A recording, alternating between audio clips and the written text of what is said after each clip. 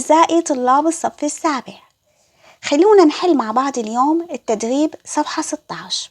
سؤالنا الأول عم بيقول: ارتفع المصعد من الطابق الأرضي بمقدار 4 طوابق. اكتب العدد الصحيح الدال على مكان وجود المصعد.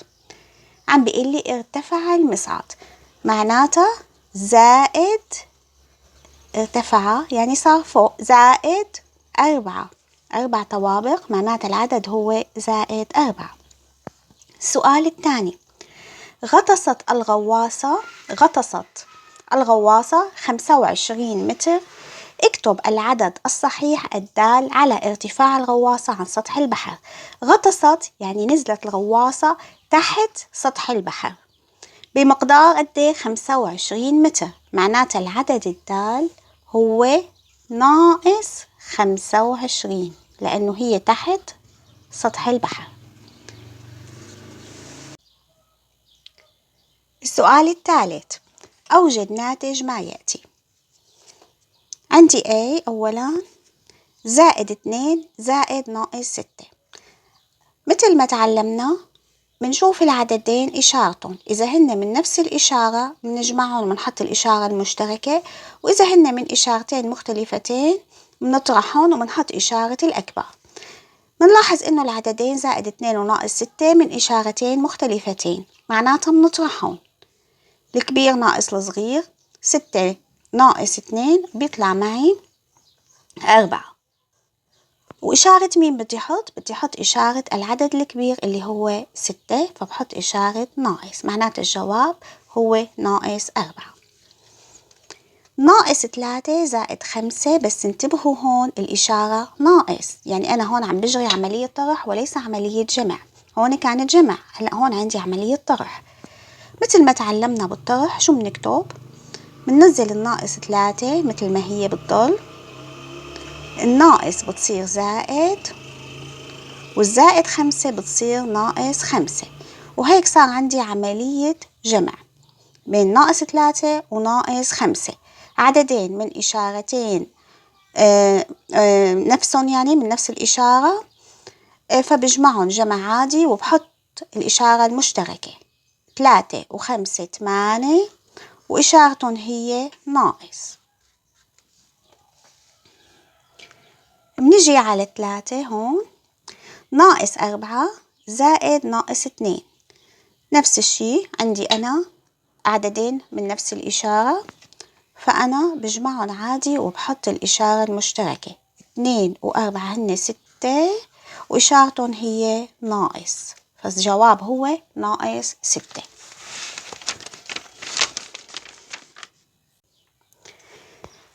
منكمل يلا. زائد 9 ناقص 1. هون عندي العملية هي عملية طرح. مثل ما تعلمنا بننزل الزائد 9، الناقص تتحول إلى زائد، وهون بنحط معكوس العدد ناقص 1، فهو زائد 1 يساوي شو الجواب؟ 9 زائد 9 وزائد 1 من نفس الإشارة فبنجمعهم هن 10، وبنحط الإشارة المشتركة اللي هي زائد، فالجواب هو زائد 10. هلأ ناقص 8 زائد 5 ناقص 11. عندي هون ملاحظة كتير مهمة انتبهوا لها كلكم.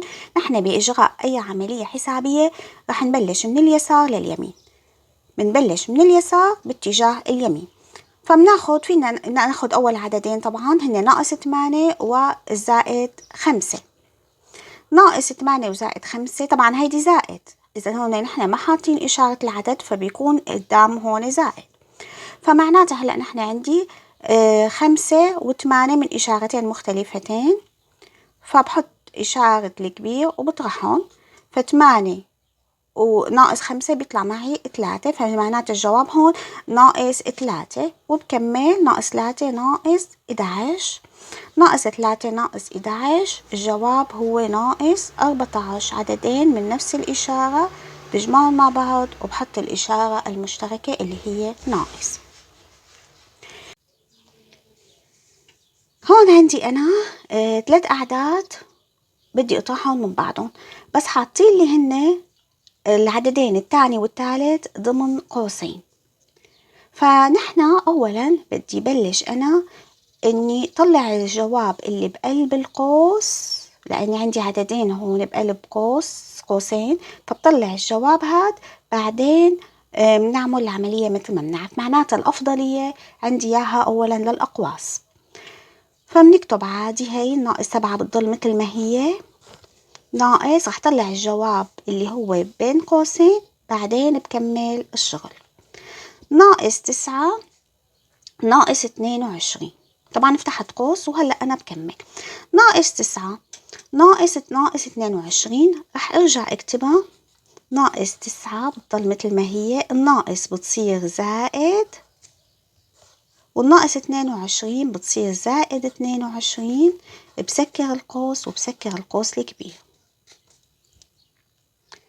ناقص 7 بتضل مثل ما هي، ناقص، هلا ناقص 9 زائد 22 عددين من إشارتين مختلفتين، بطرحهم من بعض. 22 ناقص 9 13، والإشارة هي إشارة العدد الكبير، فمعناتها زائد 13.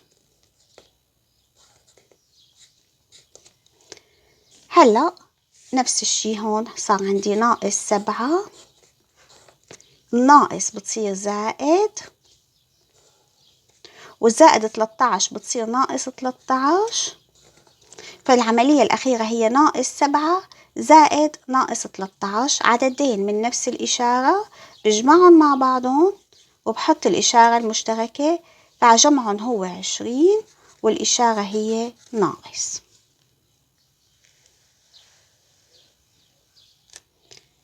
خلونا نحل هلا سي.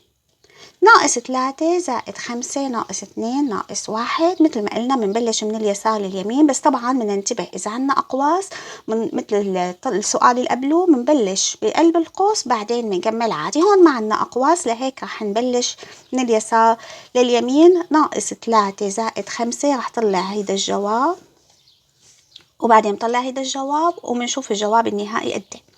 ناقص 3 زائد 5 هو زائد 2، وناقص 2 ناقص 1 ناقص 3، معناته الجواب هو مثل ما بنعرف ناقص 1.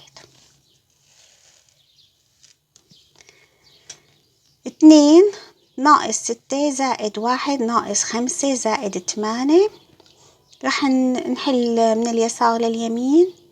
2 ناقص 6 ناقص 4 زائد 1 ناقص 5 ناقص 4 زائد 8 يساوي ناقص 4. ناقص 4 هو ناقص 8 زائد 8، الجواب هو 0. ناقص 22 زائد 10 ناقص 32، مثل ما قلنا بنبلش من اليسار لليمين، فبناخد أول شي ناقص 22 زائد 10 بيطلع معي الجواب ناقص 12، عملية طرح لأنه من إشارتين مختلفتين. ناقص 12 ناقص 32 بيساوي ناقص 44.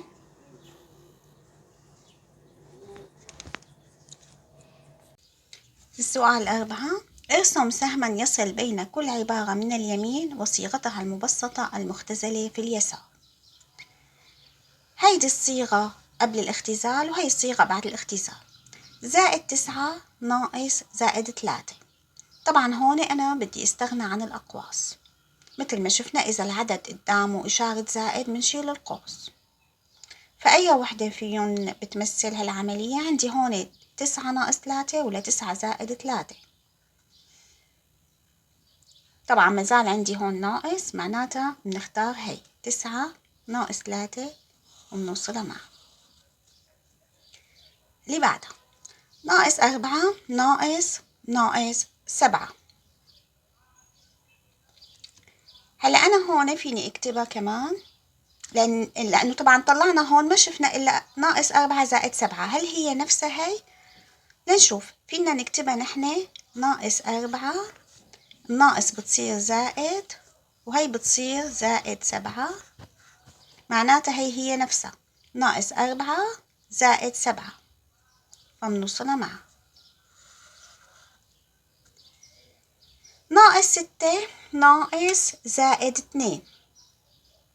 عندي هون ناقص 6 ناقص 2 ولا 6 زائد 2، أي وحدة فيهم. رح حول الطرح يا جماعة مثل اللي قبلها. ناقص 6 زائد ناقص 2، معناتها هي فيني اكتبها ناقص 6 ناقص 2، معناتها هيدي بوصلها مع أول وحدة.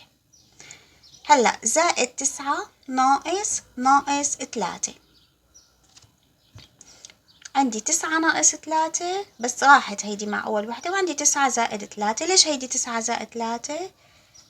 طبعا فيني حول هون الطرح لجمع، وهيدي الناقص 3 بتصير زائد 3، فمعناتها صح. 9 زائد 3 هي جواب الصح. تمام.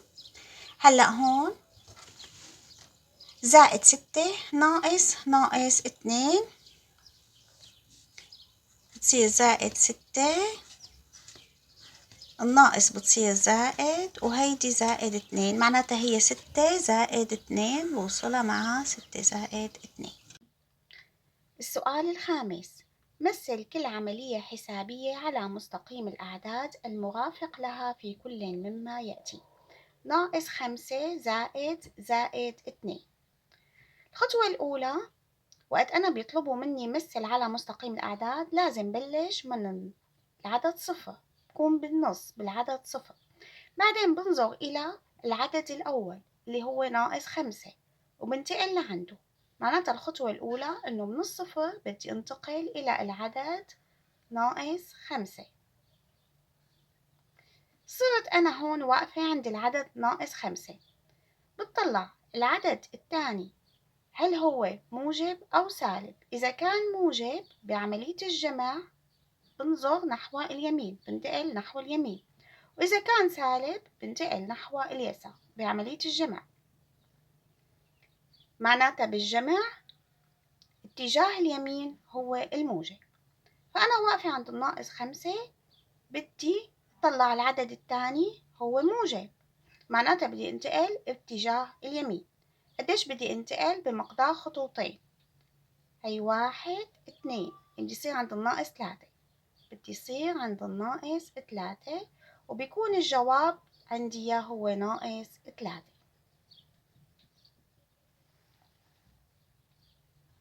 اللي بعده ناقص 2 زائد 2. هلا أنا بعرف إنه جمع عدد مع معاكسه بيساوي الصفر، بس تعالوا نشوفها على مستقيم الأعداد. بلشنا من العدد صفر، بدي انتقل إلى العدد الأول اللي هو ناقص 2. طبعا نحن كل عمليات عم نشتغلها مثل ما قلت لكم دائما بنبلش نحن من اليسار إلى اليمين، فالعدد الأول عندي إياه هو باليسار، العدد ناقص 2، وهذا العدد الثاني زائد 2. فأنا من الصفر بدي انتقل إلى العدد الأول اللي هو ناقص 2. هاي أول خطوة. بعدين العملية عندي إياها جمع. الجمع قلنا إذا كان العدد الثاني موجب فاليمين هو الموجب، بنظر إلى اليمين، وإذا كان العدد الثاني سالب بنظر إلى اليسار.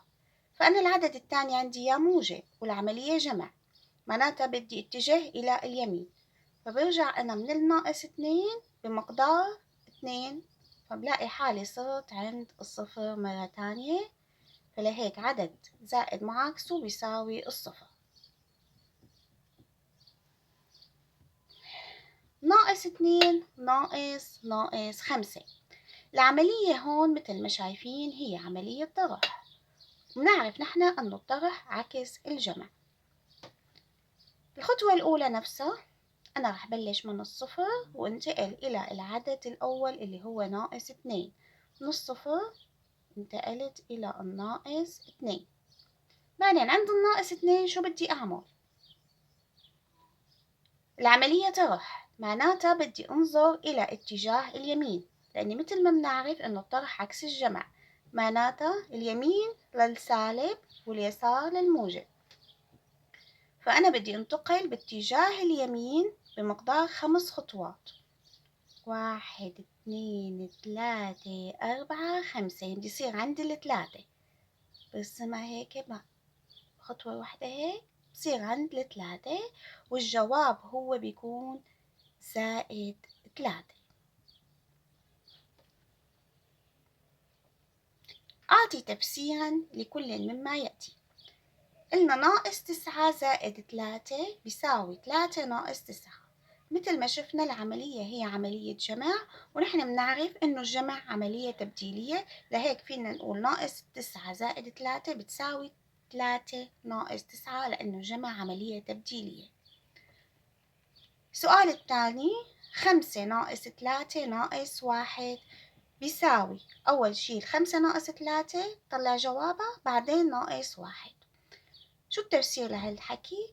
التفسير إنه أنا وقت بدي أعمل أي عملية جمع أو طرح أنا بدي بلش من اليسار إلى اليمين، لهيك أنا بلشت من اليسار اليمين، أخذت أول عددين اللي هن 5 و3، أوجدت الناتج 5 ناقص 3 أوجدت الناتج، بعدين كملت العملية وحسبت الناقص 1. فالتفسير هو عند إجراء الجمع أو الطرح نحن نبدأ من اليسار إلى اليمين، لهيك الجواب عندي إياه هون صح. بشوفكن أحبائي بالدرس الجاي وإلى اللقاء.